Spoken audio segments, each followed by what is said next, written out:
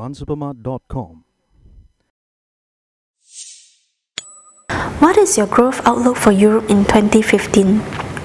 Our view for growth in Europe is that there's a potential growth. Reason being, you look at internal environment and external, that's quite conducive for this kind of growth. First and foremost, talk about internal. So internally, you got last year they got cut interest, right? So there actually they have also resulted in money growth. So the money growth, people will give for consumption, you bring up the economy. The second thing, currently on the QE. The QE is actually more than expected. So definitely this will help a lot of liquidity to the market and make the GDP to grow and business environment, and more important is confidence.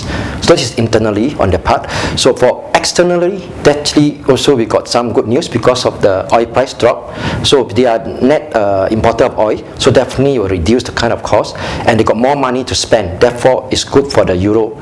These people there, they can use this saving oil and gas to spend.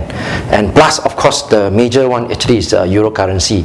So euro currency itself actually help the whole economy because the company or the export there depends on export. So when the export is good, the company actually make a lot of money. That's good for wages. That's good for the economy as a whole. So practically, we believe with this kind of this internal and externally, it's a good environment for this European to grow. As you mentioned earlier on, the European Central Bank has announced about the quantitative easing program.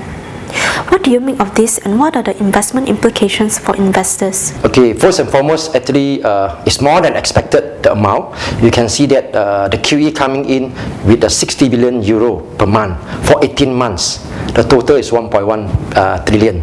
So it's quite more than expected. Definitely, it'll be good for the what's called the confidence.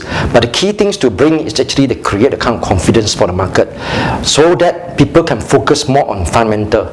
So you look at the fundamentally, as explained just now, European actually is still in the recovery stage, and the economy is not doing that bad. Actually, it's in the recovery stage. So plus in with this kind of announcement, it will help in the export.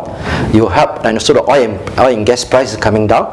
So practically, you look at the fundamentally, actually it's good to grow. And plus, I think the market itself considering cheap compared to US.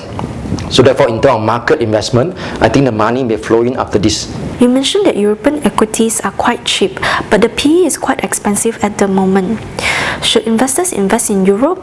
Yeah, I think you look at their historical point of view. Yes, I think they are quite at a premium compared to their historical. But you compare to the developed market, the regional side, actually they are cheapest among developed market. So relatively, they are still cheaper than other market. That's why you still can considering to invest in the Euro side. Okay, plus I think any economy GDP grow, you can see that market will grow together. That happened in year 2001-2. We can see that when euro start from the recession, then when they pick up, you can see the market picking up together with euro currency coming up also.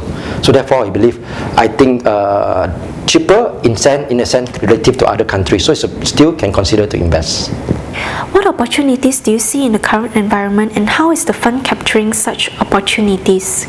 For us, we can see that first and foremost because recovery stage, so this large cap company is good because they can provide a very stable income, particularly on the income side. And European company, their actually profit is not coming from European itself. Actually, it's a global company. So practically, with the lower this what's called currency of euro, they can actually get income from the global side. That will help increase their what's called the kind of profit.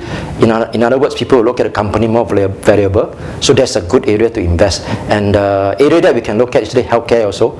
Now we can see that aging population, so people are more and more concerned about the health. So therefore, people will buy into this what's called product itself and increase the revenue of the healthcare company.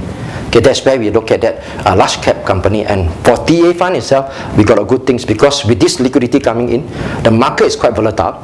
Okay, although it's an uptrend, but it's quite volatile. So good thing is for TA fund is fund of funds. So we can diversify. So at the moment we go for large cap. When there's opportunity come to medium small cap, we can switch the fund.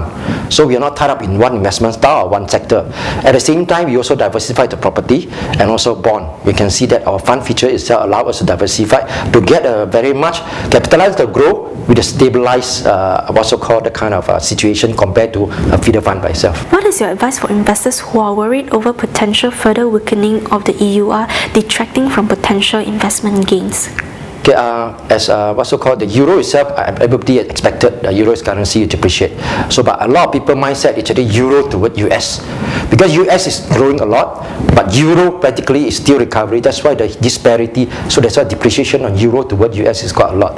But euro toward, because we are investment Malaysia, so therefore we should look at euro to ringgit Malaysia. Yes, it do depreciate.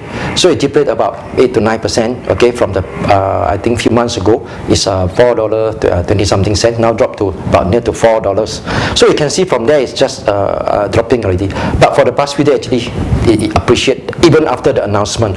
Reason being because practically ringgit Malaysia also got a weakness. We got the oil and gas because the oil price dropped, so therefore it impact our income. So our ringgit Malaysia is weakening also. So based on that fact, we look at that, the currency depreciation already factor in. Yes, there may be some potential downside. From the historical of past 10 years, the lowest euro go is 3.8. So now it's 4. So the potential downside based on historical is 35%. You have to look at the potential of equity growth of euro. They are now with QE coming in 1 trillion. So you look at the US 2 years ago or 3 years ago, the economy grow. You look at 2 years ago even for euro itself. The market, equity market is doing well, and in fact the European currency also improved following the GDP improve. So with this QE coming in, we believe going forward, there's a potential for investing in this fund, although it's still in euro currency. So however, if there's any what's so-called shock, major shock, like suddenly anything happen on euro again, the currency is going to drop a lot. We got a choice for the fund because our fund is fund of funds. We can change to SingH, same fund, but in the SingH. So therefore, we can cushion down the kind of our so-called shock of the currency depreciation. But currently, because we look at the potential is not that drop, because the historical only 5%, but the potential of equity is more. We are not looking at hedging, but we got the facility of hedging, and in 2000, I think 2008, actually we do hedge the currency by itself also because it dropped a lot. So our fund is quite flexible. But at the moment, because everything has factored in, so it's still the ringgit Malaysia to euro currency is not a major threat at the moment. Okay, so looking forward with the economy recovery, actually maybe the European can, in the long run, actually can appreciate